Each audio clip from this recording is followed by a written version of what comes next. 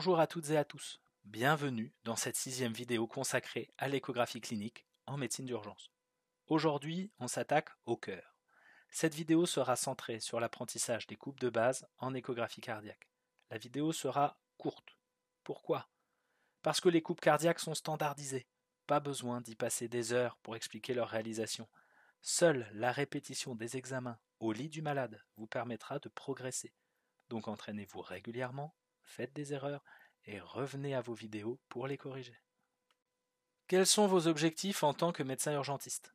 Repérez un épanchement péricardique de grande abondance. Si vous savez faire une FAST, c'est déjà acquis. Évaluez la FEVG visuellement. On parle ici d'estimation empirique, pas de mesure. Identifiez une dilatation du ventricule droit pour détecter un cœur pulmonaire aigu. Visualisez et mesurez la veine cave inférieure, ce qui, disons-le, vous servira très occasionnellement. Dans cette vidéo, on ne va pas décortiquer ces objectifs un à un. Ici, le seul et unique but, encore une fois, c'est de vous donner les clés pour obtenir vos coupes standardisées, parce que sans vos coupes, rien ne sera réalisable. Comme toujours, le lien est votre allié fidèle. Vous y retrouverez les schémas des différentes coupes à connaître et les principaux paramètres mesurables. Pourquoi l'échographie cardiaque a-t-elle la réputation d'être difficile? Pour une raison simple, vos attentes sont largement supérieures à vos besoins réels. Au début, vos coupes seront mauvaises. Vous ne verrez rien. Vous ne mesurerez rien. C'est normal. Et pourtant, vous commencerez à douter. Et de là l'erreur classique. Vous abandonnerez en pensant que ce n'est pas pour vous. Alors qu'en réalité, l'échographie cardiaque transthoracique, ce n'est pas difficile. Tout le monde a réalisé des coupes horribles lors de ses premiers essais, et même après. La progression vient avec la répétition, et cela exige un entraînement régulier. La maîtrise de l'échographie clinique cardiaque ne fait pas de vous des cardiologues. Vos objectifs sont simples. Répondre à des situations de choc, identifier des anomalies franches, aider à la décision en contexte aigu. Prenons comme exemple le patient avec une douleur thoracique et un ECG douteux.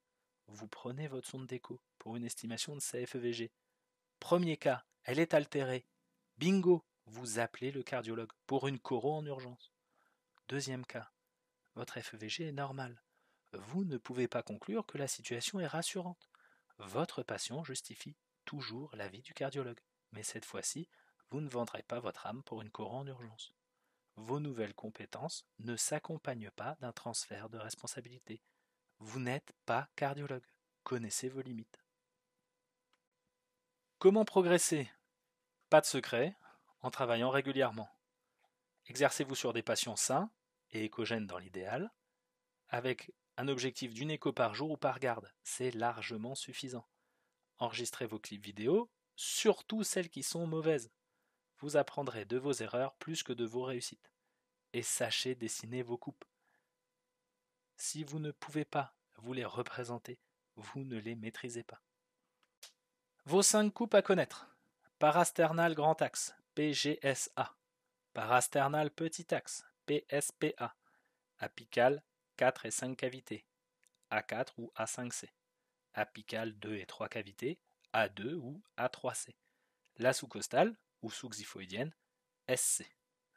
Pour chacune des coupes, vous devez savoir de façon reptilienne où placer la sonde, à quoi ressemble la coupe attendue et quels paramètres vous pouvez en tirer.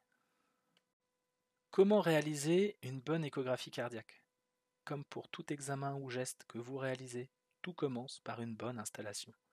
Votre patient doit idéalement être en décubitus latéral gauche avec le membre supérieur gauche surélevé, main derrière la tête, comme à la plage. Vous devez aussi être correctement installé. Pourquoi? Parce que vous allez passer quelques minutes à chercher une image stable de la main droite tout en manipulant l'échographe de la main gauche. Les quelques secondes dévolues à votre installation seront des minutes gagnées pour votre examen avec une image de meilleure qualité. Et par pitié, prenez d'ores et déjà l'habitude de brancher les 3 brins de l'ECG reliés à votre échographe. Même si vous n'en voyez pas l'utilité pour le moment, il sera essentiel pour une bonne interprétation des flux que vous mesurerez plus tard. Alors, dès le début, prenez les bonnes habitudes. Quelles sont vos fenêtres acoustiques? La fenêtre parasternale, en rouge et orange, la fenêtre apicale, en vert, la fenêtre sous-costale, en bleu. Les positions, les repères, les schémas, toutes ces ressources sont facilement trouvables en ligne. Vous trouverez en fin de vidéo un tableau récapitulatif tiré d'un article du professeur Bobia sur l'apport de l'échocardiographie pour l'évaluation hémodynamique en médecine d'urgence. Dans chaque slide suivante, vous aurez le positionnement de la sonde, un schéma main levée de la coupe attendue et un clip vidéo de la coupe réelle. Non, ce ne sont pas des images publicitaires, et oui, certaines sont moins belles que d'autres. Elles sont réalistes, faites avec un échographe ultra portable, dans des conditions non idéales. La parasternale grand axe, sonde sur le bord gauche du sternum, orientée selon une ligne mamelon gauche, milieu de la clavicule droite. Le principal objectif de cette coupe, la recherche d'un épanchement péricardique.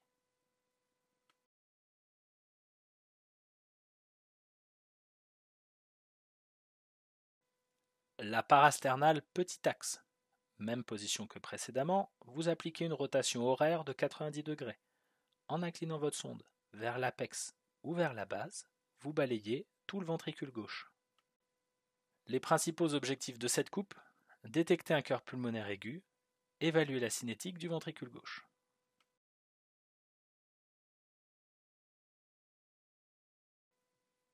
Comment reconnaître un cœur pulmonaire aigu? Votre ventricule gauche est normalement circulaire. En cas de cœur pulmonaire aigu, le ventricule droit pousse sur le septum interventriculaire, qui bombe vers le ventricule gauche. Le cercle de votre ventricule gauche devient un D, signe appelé pragmatiquement dysagne ou signe du D. Pour la coupe apicale 4 cavités, sonde au niveau du choc de pointe, au-dessus du mamelon gauche, repère vers l'épaule droite. Pour la 5 cavités, même position, une petite bascule du poignet suffit. C'est votre coupe maîtresse. Pour l'estimation visuelle de la FEVG, pour la recherche d'épanchement péricardique, pour la recherche d'un cœur pulmonaire aigu, pour vos mesures hémodynamiques. Il n'est pas de votre ressort d'évaluer les valvulopathies. Toutefois, vous devez savoir reconnaître une valvulopathie sévère. Gardez à l'esprit qu'une valvulopathie faussera vos mesures hémodynamiques habituelles. Sur cette boucle, vous trouverez un exemple de coupe apicale 4 cavités et constaterez aussi les limites de la sonde ultraportable qui permet moins facilement par sa taille de se glisser entre les espaces intercostaux et d'ajuster son axe de tir. Ici, en haut, une coupe 4 cavités, en bas, une 5 cavités, avec la mise en évidence de la chambre de chasse du ventricule gauche. Pour l'apicale 2 et 3 cavités, depuis votre positionnement pour la 4 cavités, appliquez une rotation anti-horaire de 90 degrés. Ce ne sera pas forcément évident au début, mais essayez à chaque examen. Cette coupe dégage les parois inférieures et latérales de votre ventricule gauche. Elle pourra vous permettre de réaliser des mesures de flux mitral et de flux d'éjection si vous n'avez pas eu de fenêtre satisfaisante en 4 et 5 cavités. Encore une fois sur cette vidéo, vous constaterez la limite de la sonde ultraportable dont la largeur de la sonde ne permet pas un abord intercostal facile. Pour la coupe sous-costale, c'est celle de la FAST, vous la connaissez déjà, cherchez l'épanchement péricardique. Depuis cette position, une rotation anti-horaire de 90 degrés vous offre la veine cave inférieure en longitudinale. Pourquoi réaliser cette coupe? Parce qu'on vous le demande, et parce qu'il y a, parfois, une certaine poésie dans la contemplation. Voici donc votre veine cave inférieure pour commencer, puis votre cœur à la recherche d'un épanchement péricardique. Comme d'habitude, pensez à bien balayer votre cible pour ne rien rater.